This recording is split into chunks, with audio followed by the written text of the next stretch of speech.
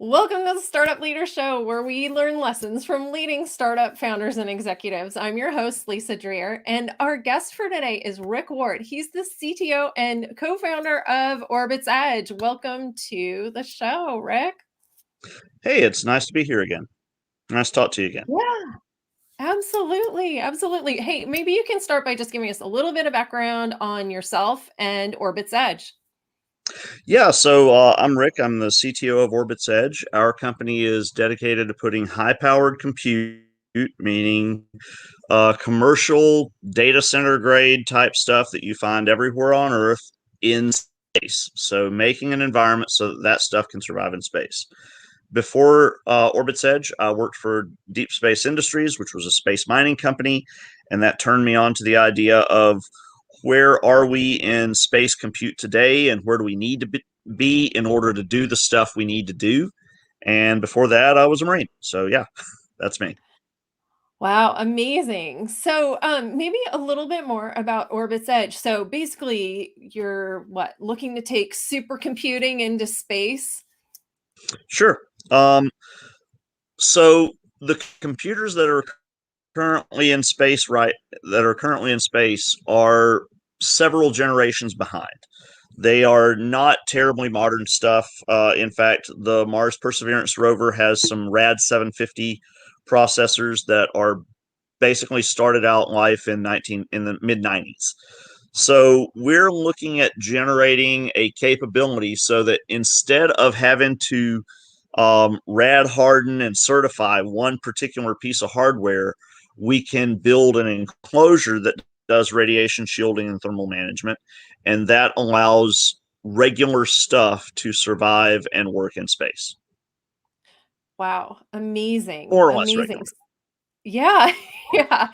So there's been a lot of news lately about space stations and companies and various countries looking to launch new space stations. How do you see this, bringing of supercomputing to space being able to support that, I guess, that effort? Oh, grief! It's a made for relationship. So I've been saying for about the past 6 months that I fully expect to see at least six space stations by 2030, and we're already partway onto that. I mean, in addition to the ISS. So you already have the Chinese space station. They're going to be launching their second module before too long, and it's probably going to be similar to the first one without a lot of advance warning and fanfare. Uh, the stations that I expect to see, some of them are announced and some of them are not announced. When I was saying six by 2030, this was before Orbital Reef happened. Um, so I my take at that time, I believe, was the PRC station, Axiom, which was announced already. I expected to see something from NanoRacks because they've expressed a desire for an optionally manned station at some point. They've been talking about that for a long time. Basically built off of second stages from launch vehicles, I believe. Another one is Redwire, which I said they're building the capabilities that let them build a station, but they haven't stated the desire for one. Uh, uh, did I already mention Axiom? I don't know that you did, but yeah, Axiom, that's yeah, Axiom is one that actually has a contract, and they've already started commissioning module construction from Europe. So that one, and the other one that is an unstated, but I fully expect them to do it, is SpaceX. So the Starship can either be, good grief, it'd be something like a third of the size of the ISS with one module. So any amount of time that it's up there with like more than four people, I think that would count as a space station. And if they build a module, a version that is intended to be part of a space station, then they could just Lego block that thing together and do almost anything they want. amazing. So from that time, we've seen the big news from a couple weeks ago was Orbital Reef. That's one that came out, and that one actually folds in. Redwire, Blue Origin, Boeing, and Sierra Nevada Corporation. Oh, SNC. I also expected to see SNC put up Sierra Space put up a space station. So Orbital Reef actually kind of takes the number down by at least one because it adds a new one, but it also encompasses two of the previous ones that I'd said that I expected to see a station from. But I still say six is not an unreasonable number. It's early. Um, there's other people who are working on various things, and I would not at all be surprised to see that list shift in some falling away and some new ones coming on. Wow. So when you think about, Sorry. the bringing better compute into space, what does that allow us to do that we can't do today using using your example of using 1990s technology? Sure. So one of the things is you're still going to be driven to produce data in space. It's still going to be easier to move data than stuff. And data is going to be ever more important. So even if you're doing experiments of various sorts, they're working on doing metallurgy, ceramics, optics, medical stuff, all sort of experiments that they want to do in space. And some of this is geared towards finding out how stuff works so that we can do it better on Earth. And some of it is going to end up saying this process cannot be replicated on Earth. So the only way to get this stuff is to make it in space. And all of that generates lots of data. Even if you're just trying to streamline a manufacturing process, it's a lot of data. And if you're going to do it in space, you can't really afford to have a high loss rate. So you just throw as much instrumentation and telemetry on your stuff as possible, and then use the compute capabilities to turn that into a better quality output. So yeah, it's going to be very important to use data to optimize processes. Also, if you picture how a factory works, there's a lot of people involved generally. Mhm. The alternative is to have a lot of instrumentation, a lot of computers, a lot of robots. And if you're going to do that, you got to have computers control all that stuff. Yeah. So anything where you're doing some sort of a research or production or anything, if you're going to even do uh, construction and assembly, that's going to require a significant amount of compute capability because that's talking into autonomy. So we what we've always said is we don't expect to be a thing ourselves, but we expect to be the part of the infrastructure that you never think about. It's Mhm. always there, it's ubiquitous, but you don't really think about it specifically per se. You don't think about the running water or electricity at your house. They just are. Yeah. Yeah. And thankfully, right? So, Yes. well, this all sounds really exciting, and we also invited you here today to talk a little bit about your experience in growing OrbitsEdge and, some of the greatest lessons that you've learned in that whole process. So maybe we can start by having you talk just a little bit about the biggest keys to your success so far. Mm. Um, well, getting over being embarrassed, that's got to be a big thing. That's if you only do the things that you're already comfortable doing, you'll never do anything new. And you have to get out there and completely fall flat on your face in front of hundreds of people before you can say, well, you know what? Nobody nobody killed me after that. So I'm still here and I can always get better and I can only go up from here. Um, so that's kind of a critical thing. You have to, I'm not going to say like be fearless because that's only fools are fearless, but you have to be able to manage that and you have to be able to say, um, this is a new thing. It's scary. I'm probably going to be not great at it for a while, and that's all there is to it. Yeah. How have you seen the reaction to what Orbit's Edge is pulling together, change over the last, I don't know, year or 2? I know we probably originally got into contact at least a couple of years ago, maybe more, maybe a few years ago now, and, Two how and have you change, kinda I think. seen that reaction change over those years? It's been so wild. It's been a journey. We started out talking about high powered compute in space at the end of 19, and the only people who really got it early were IT folks, people who already had a strong heritage with compute here on the ground, particularly people who had edge compute experience. They knew what that does for your data sets and your decision making processes here.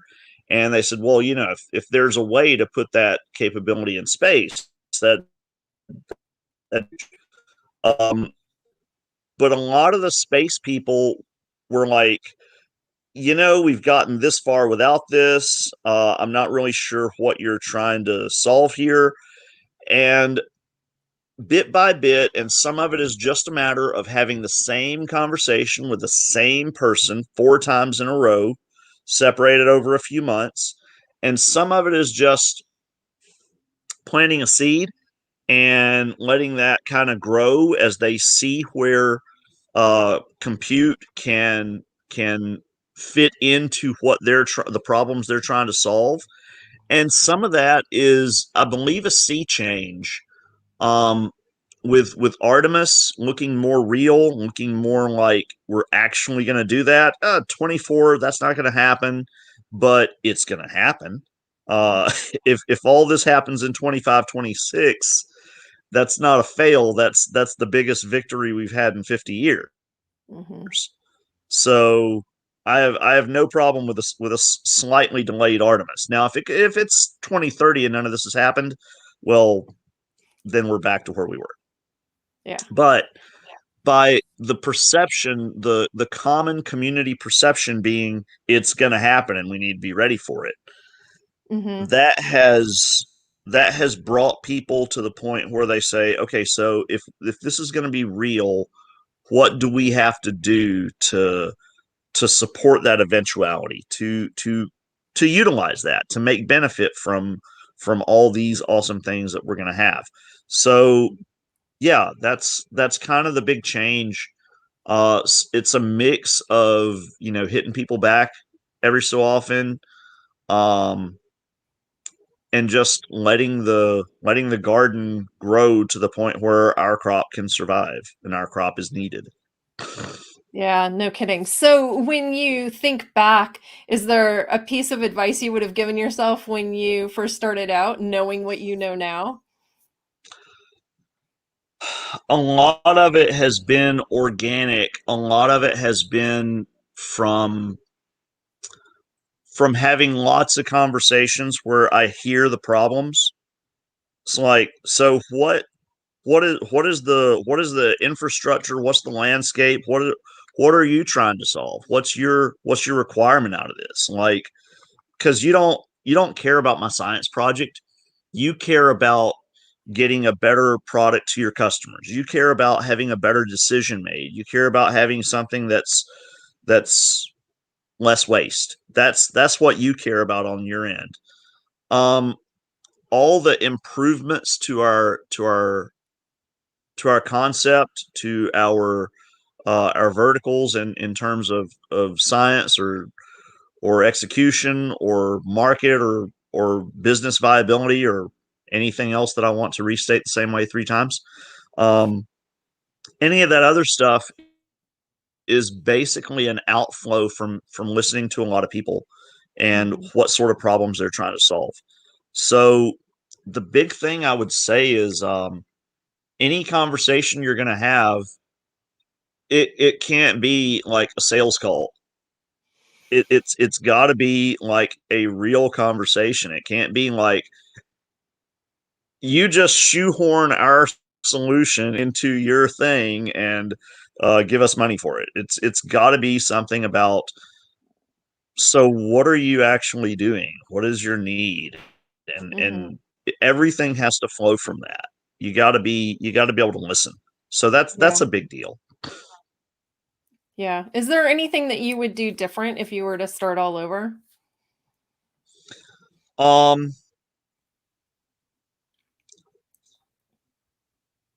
yes, yes. There were some conversations that we put off because we were um concerned about IP conversations that we'd have with certain organizations, and as a result, we could have had a positive relationship with those parties way sooner. Mm. Um, because we were like, okay, well, I guess we might as well have that conversation now. Let's see if there's anything there, and then we start the conversation and it goes well, and it's like, if we had this relationship, a year and change ago, uh, that we could have been benefiting from that relationship for this whole time. So caution is worthwhile, but it's kind of like the whole thing about classification of information in the government and military. The only way that you can keep a secret is if only three men know it and two of them are dead. I think that was Franklin who said that. But what good is it if nobody knows it? You can have a piece of intellectual property, you could have a secret, and the person who needs to know it is off over there completely oblivious to it, and here you are, you're keeping it secret, but if it's intelligence or if it's IP, it's going to go stale, and there's going to be a point after which it doesn't matter, except for a historical archivist 100 years after we're all dead. So in order for information to be useful, it has to be disseminated to a degree. um, Mhm. and you've got to find that balance between actually making use of it, but also not plastering it on billboards. Yeah. Yeah, that has to be I mean, that is kind of a really challenging balancing act. Have you used certain strategies to kind of find that balance? Um, well, it's actually good to have people who are more cautious and less cautious than you in your in your sphere. Mhm. Because it helps keep you sane. Um, you have to be able to say, okay, so this it's a risk reward thing. Ultimately, it has to be this relationship would be worthwhile. So having this conversation is worthwhile, and as long as they don't start, tickling the spidey senses, like you can tell the difference between a conversation that's geared towards the questions that somebody would ask if they're wanting your stuff versus the questions they ask if they want to re-engineer your stuff. Like Mhm. that, there's a difference, and if it seems too much like, man, these guys are just fishing. They're they're Mhm. they're not actually interested in buying stuff. Well, that's when you start making stuff up. That's when you Yeah. start like, oh, and everything I say from now forward will be a lie. So good luck using that. Yeah. Yeah. So a little bit of intuition maybe goes a long way in these conversations. Yes, Yeah. yes. You have to pay attention to that. And I've actually with a previous organization, well, I guess with Deep Space Industries actually, we had we had some people visit us ostensibly wanting to buy our product, and then like 6 months later they're making our product. So for their internal use, basically they just didn't want to buy it. They wanted Oh, to to do it in house. So it's not uncommon that that happens. But that was an instrumental. It was a instructive conversation because, in retrospect, I was like, oh yeah, yeah, Mm, those questions lead in that direction. So now, if I start to hear that, um, I'll kind of ask a couple questions in turn, and that kind of those are kind of fishing questions, kind of like to help me verify whether or not they're actually um, sincere customers or they're just trying to fish. And yeah. if I figure they're fishing, then good luck good luck using anything you get from me. Yeah, yeah. Do you think that NDAs are useful, or is it just like it's pointless? They are mostly useful. Um, what I like is press releases and public statements of cooperation. Um, Mhm. if you have an NDA, that's between me and you. But if Lisa and I do an article together, says we're gonna do this thing together and we're gonna put computers in space, and then Lisa announces 6 months later, I'm putting computers in space without Rick being involved, then that's a very public thing, and it's not going to go great for you. Yeah, So that'll that's yeah. why we like to do that sort of thing. We like to have relationships and keep everything as transparent as is feasible, recognizing the fact that not every relationship can be that transparent, especially if you're working in the space industry. Sure, sure. Okay, so I always like to end with a prediction. Now, you've already made kind of the big space station prediction, but are there any other big predictions that you would like to make in terms of, I don't know, future of space technology? How about my alma mater for space, not university, but where your heart is. Deep Space Industry was a space mining company. DART is going to happen relatively soon. The Japanese have done Hayabusa, um, have visited Hayabusa rather. I think in the next relatively few years, we're going to see a lot more of the potential that can come from space mining. I'm not talking about a giant slug of platinum. I'm talking about the things that are actually more of a first generation space mining sort of thing, where you're getting propellant, you're getting relatively simple stuff out of there. Hmm. Um, so I yeah, in order to get to the lump of platinum theoretically inside 16 Psyche, all you have to do is drill through like 50 kilometers of stainless steel. So relatively simple. Oh, and then you melt out uh, billions of tons of platinum so you can siphon it out through a straw. And that sounds relatively simple to me. So, so yeah, I'm gonna say space mining. All righty. Well, as that comes to pass, we'll have to chat more. And as these all these space stations launch over the next several years, we'll have to get back together and talk about all the compute that you are putting out there to support them. Absolutely. Thanks so much for making time today, and we'll have you on again soon. Thank you, and I'm looking forward to it.